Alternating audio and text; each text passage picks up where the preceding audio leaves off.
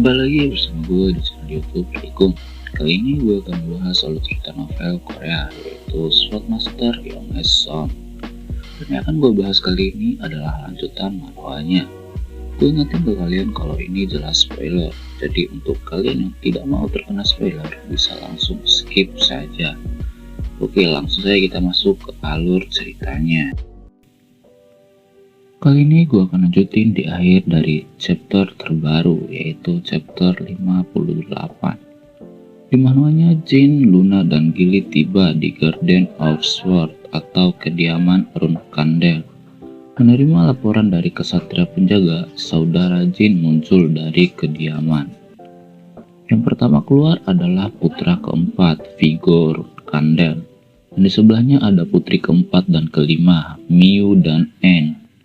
Viggo mengatai Jin yang tiba-tiba kembali setelah meninggalkan rumah. Dari kediaman itu, putri kedua Runtia, putri ketiga Mary, dan putra keempat Tiphus muncul. Tiphus langsung berkata bahwa Jin adalah bocah idiot sambil merasa kesal dan melihat ke arah Mary. Namun, Mary tidak merespon dan malah terus memelototi Jin. Mary bilang bahwa Jin baru bisa kembali ketika Jin sudah menjadi lebih kuat. Runtia berbicara dengan nada lembut dengan tatapan tajam dan dingin kepada Luna, menanyakan untuk alasan apa kakaknya membawa Jin kembali. Luna mengatakan bahwa Jin yang ingin datang sendiri. Runtia pun meneriaki Luna bahwa seharusnya dia menghentikan Jin. Bersama dengan saudara kandungnya, semua kesatria penjaga menghunuskan pedang ke arah Luna, Gilly, dan Jin. Atas perintah Patriark, Runtia meminta Luna dan Jin untuk menyerahkan senjata dan mengatakan kepada Luna bahwa dia harus mengirim Jin sendirian. Luna pun menanyakan apa yang akan mereka lakukan jika Luna menolak. Saat Luna perlahan meraih pedangnya, seorang kesatria penjaga berdiri di belakang Gilly dan meletakkan pedang di tenggorokannya. Karena kekuatan Gilly masih ditekan, dia bahkan tidak bisa bereaksi. Luna menyuruh kesatria itu menurunkan senjatanya, namun Runtia menyuruh Luna untuk menyerahkan senjatanya jika ia ingin Gilly selamat.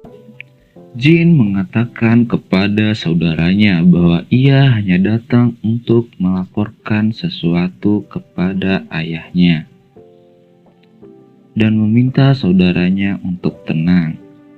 Saudara Jin pun mulai tenang dan merendahkan suaranya. Jin meminta maaf kepada Luna dan Gilly karena telah menempatkan mereka dalam posisi yang sulit.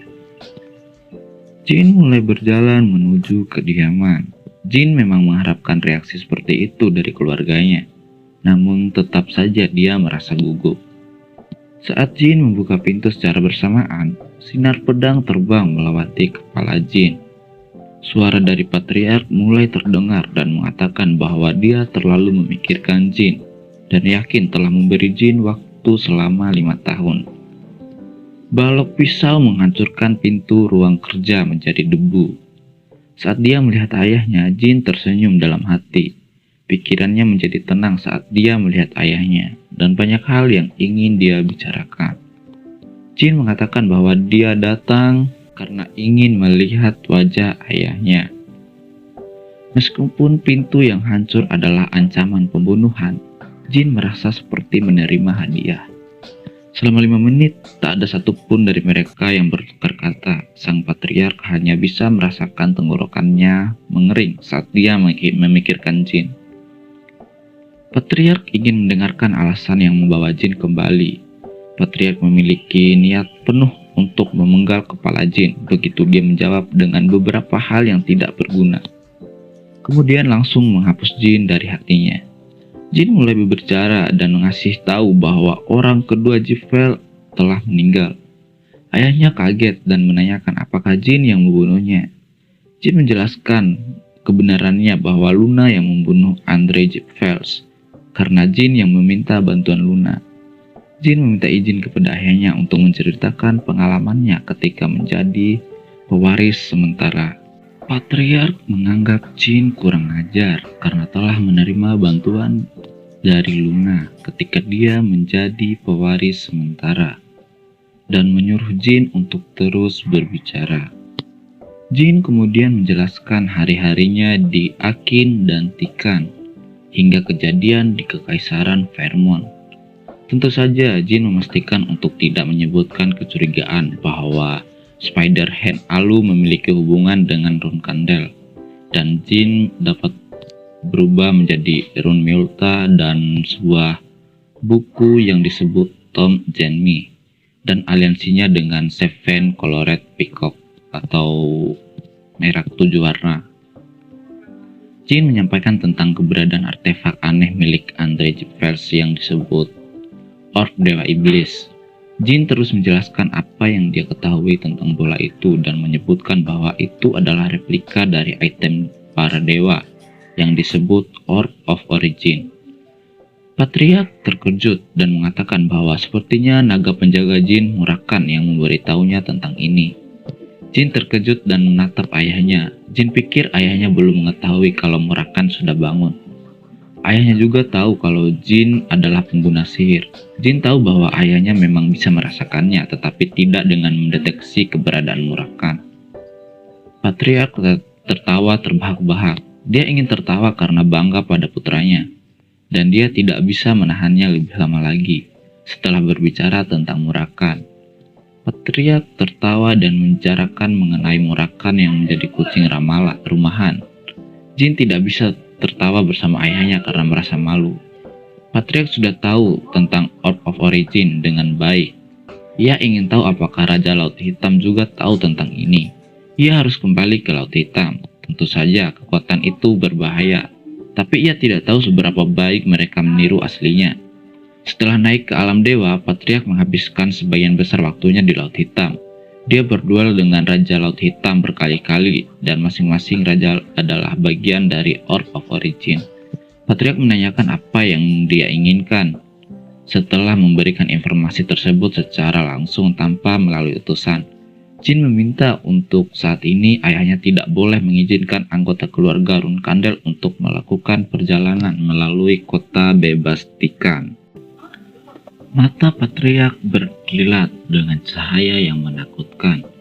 Sesuai dengan namanya, Tikan adalah tanah yang tidak berafiliasi dengan siapapun, baik itu Rune Kandel, Gipfels, atau keluarga Kekaisaran Vermont.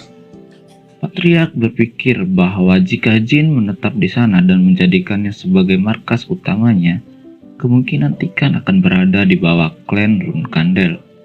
Patriark beranggapan bahwa Jin tidak mungkin sudah menjalin hubungan dengan Casimir. Patriark menyembunyikan betapa bangganya dia atas prestasi Jin dan berbicara bahwa ia akan menerima permintaan Jin jika Jin bisa membuat Ghostblade Casimir bergabung dengan Jin dan menjadikannya sekutu. Jika Jin berhasil, maka tidak ada anggota keluarga Rune Kandel yang bisa menginjak Tikan tanpa izin Jin. Jin sedikit kaget karena memang dia sudah menjadi sekutu dengan Casimir. Jin mengatakan bahwa ia sudah merencanakan untuk membangun hubungan yang kuat dan bersahabat dengan Casimir. Patriark memberi Jin waktu 1 tahun untuk membujuk Casimir untuk tujuannya karena Casimir telah menolak untuk menjadi instruktur pelatihan kadet Rune Kandel beberapa kali. Jin pun mengatakan bahwa ia akan segera mempertemukan Casimir dengan ayahnya dalam waktu dekat. Setelah Jin menemui ayahnya dan keluar, si kembar Tona menghampiri dan sangat prihatin dengan kematian Jin yang akan segera terjadi. Namun mereka takut pada saudara mereka yang lain, jadi mereka tetap tinggal di dalam dan menggigit kuku mereka.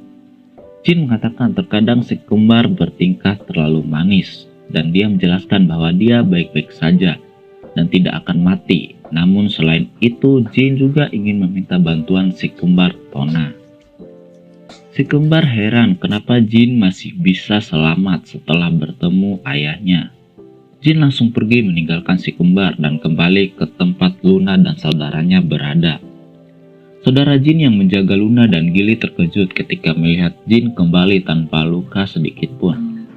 Luna mengatakan bahwa sepertinya Jin dan ayah berbicara dengan baik dan menyuruh saudaranya dan para kesatria menurunkan pedang mereka sebelum Luna membunuh mereka semua. Kesatria yang mengancam Gili pun panik ketakutan dan menurunkan pedangnya. Miu dan En kesal melihat Jin kembali hidup-hidup. Jin bilang ke Luna bahwa ia menerima tugas dari ayahnya dan akan kembali ke gerbang transfer. Jin menyuruh Luna untuk ke ruang ayahnya karena ayahnya ingin mendengarkan beberapa kata dari Luna tentang kejadian hari itu. Saudaranya pun bingung dan bertanya-tanya apa yang sebenarnya terjadi. Jin langsung pergi bersama Gili ke gerbang transfer. Jin kembali bertemu ayahnya bersama dengan Casimir. Casimir terkagum dan takut setelah pertama kali bertemu dengan ayah Jin. Meskipun Casimir juga seorang kesatria yang cukup kuat, dia tahu bahwa ilmu pedangnya adalah permainan anak-anak di hadapan ayah Jin. Jin mengatakan kepada ayahnya bahwa ia sudah menjadi sekutu dengan Casimir dan meminta ayahnya untuk menepati janji mereka. Casimir kaget saat melihat Jin begitu percaya diri ketika berbicara dengan ayahnya. Patriark menganggap Jin telah lulus ujian dan akan menepati janjinya bahwa tidak akan ada anggota keluarga Runkandel yang bisa menginjak Tikan tanpa izin dari Jin, termasuk ayahnya. Patriark menyuruh Jin untuk keluar lebih dulu karena ada sesuatu yang ingin dia bicarakan dengan Casimir. Patriark meminta Casimir untuk mengawasi Jin dan melaporkan setiap informasi kepadanya. Casimir mengiyakan dan meminta Patriark untuk membangun sarana komunikasi yang lebih cepat agar Casimir bisa melaporkan setiap informasi. Patriark menyuruh Casimir untuk merahasiakan hal ini kepada siapapun termasuk Jin. Patriark berkata bahwa nanti ketika Casimir keluar akan ada Guardian Knight bernama Khan yang akan memberinya alamat dan meminta Casimir untuk mengarahkan setiap informasi ke alamat itu. Dan jika ada konflik, Casimir disuruh datang langsung untuk melapor ke Patriark. Casimir keluar dari ruangan Patriark dan kembali ke gerbang transfer bersama Jin. Casimir bingung karena belum bertemukan dari tadi. Ketika Casimir memasukkan tangannya ke sakunya, ada sebuah kertas di dalamnya dan itu adalah alamat yang dimasukkan ke kantong Casimir tanpa sepengetahuannya. Casimir terkejut dengan pergerakan klan Runkandel yang begitu cepat tanpa sepengetahuannya. Itu juga merupakan peringatan bagi Casimir bahwa klan Runkandel bisa membunuhnya tanpa sepengetahuan siapapun. Sekarang berlatarkan pada awal Agustus 1795. Jipvel Press akhirnya secara resmi mengumumkan kematian komandan kedua mereka, Andrei Jipvel, dan naganya Violetta. Lokasi kematian resmi adalah pulau terpencil di kerajaan Vermont, dan pada saat itu pewaris Runkandel berada di Garden of Swords. Selain itu, klan Jipvel dan keluarga kekaisaran Vermont tidak dapat mengidentifikasi mana yang akan membuktikan keterlibatan Luna.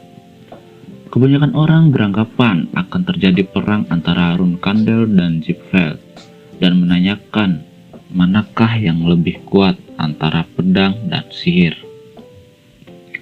Setelah kematian Andrei Jipvel, banyak dari klan kecil yang memilih mendukung Runkandel dan meminta perlindungan kepada klan besar itu.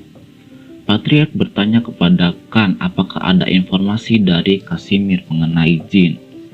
Khan menjawab tidak ada.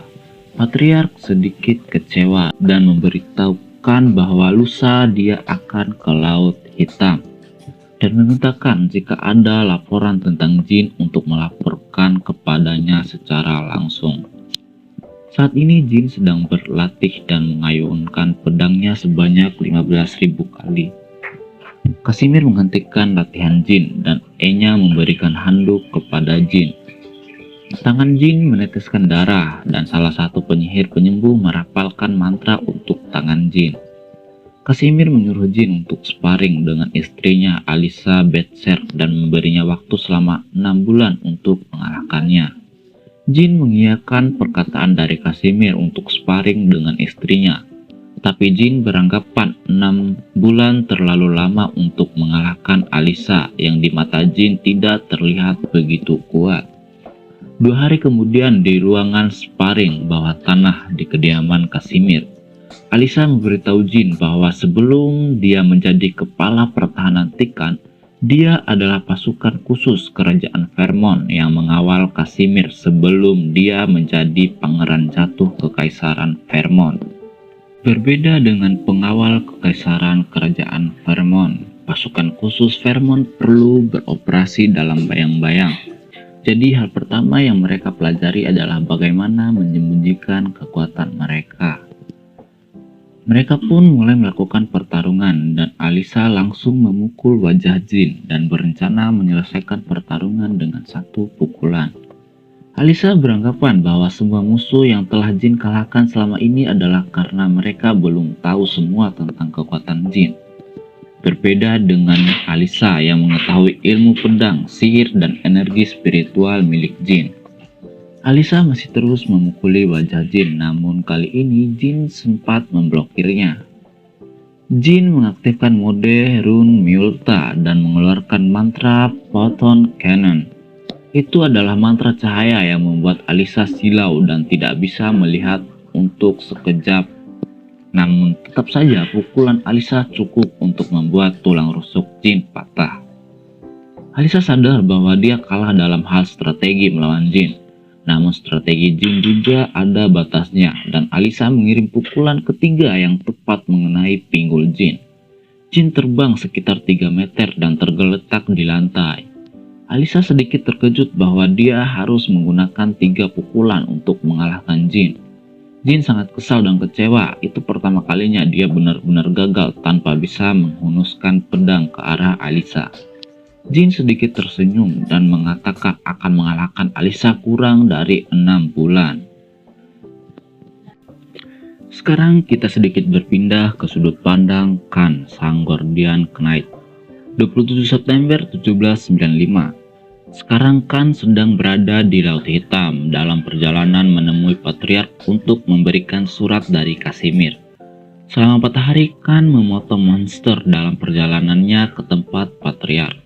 Khan pun sampai di tempat Patriark yang berada di tengah Laut Hitam, yang banyak sekali monster buas. Patriark menyambut kedatangan Khan dan membuat semua monster itu kabur ketakutan dengan aura sang Genesis Knight, Chiron Rune Candle. Patriark menerima surat dari Khan dan mulai membacanya. Raut wajah Patriark sedikit kesal ketika membaca pesan Casimir yang di halaman 1-3 cuman berisi salam dan terima kasih. Patriark mulai sedikit tersenyum saat nama Jin mulai disebutkan dalam surat. Surat itu menceritakan tentang Jin yang sparring dengan Alyssa. Patriark menjelaskan kepada Khan isi surat itu mengenai pertempuran Jin dan Alyssa. Setelah mengobrol dengan Patriark, Khan pun pulang kembali dan melawan monster selama 4 hari lagi. Pertengahan November 1795, 3 bulan telah berlalu sejak usaha Jin untuk mengalahkan Alyssa. Pada pertempuran ke-95, Alyssa menyeka dahinya setelah menjatuhkan Jin. Dalam pertarungan kali ini, Jin berhasil bertahan selama 15 menit, berbeda dengan pertarungan pertamanya yang cuma bisa bertahan selama 3 detik. Setiap setelah selesai pertarungan, Jin selalu mengayunkan pedangnya sebanyak 1000 kali. Keesokan harinya, Alyssa kalah dari Jin dalam waktu 70 detik. Saat serangan Jin berhasil, mereka berdua sedikit terkejut karena luka yang diterima Alyssa cukup untuk membuatnya tidak bisa melanjutkan pertarungan. Alyssa tidak percaya hanya 3 bulan, tepatnya 97 hari, seberapa cepat Jin meningkat dalam waktu sesingkat itu. Karena Alyssa adalah mantan anggota pasukan khusus Vermont, dia telah bertemu dengan banyak pendekar pedang dari klan manapun. Namun Alisa yakin di antara semua kesatria berbakat yang ia lawan, Jin berada di level lain. 1 Desember 1795, hari pertempuran ke-110 Jin dan Alisa. Alisa mengambil cuti dari pekerjaan dan ingin melawan Jin dalam kondisi sempurna. Sebelum pertarungan dimulai, Casimir menghampiri Jin dan menceritakan tentang semua hasil penelitian dari Seven Colored Peacock. Casimir mengatakan bahwa mereka tidak bisa menemukan latar belakang Spider-Hand Alu, sang kepala klan Tessing yang dibunuh oleh Jin. Casimir beranggapan bahwa catatan mengenai latar belakang Alu telah dihapus, dan ada kemungkinan itu juga berhubungan dengan rune Kandel. Lalu Jin menanyakan bagaimana dengan informasi mengenai Visukel. Menurut Casimir, Visukel Ivliano bergabung dengan sebuah grup bernama Gingelo. Ada salah satu eksekutif bernama Bovard Gaston di grup itu.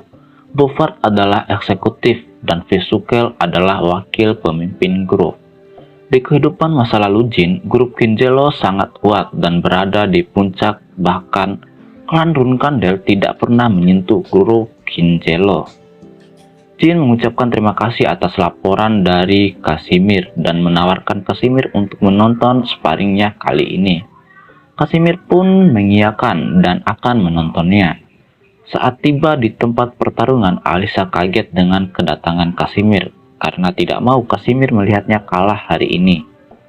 Casimir kaget dengan apa yang dikatakan Alisa bahwa Jin bisa mengalahkan Alisa, seorang mantan pasukan khusus Kekaisaran Vermont, dalam kurun waktu 3 bulan, bukan 6 bulan.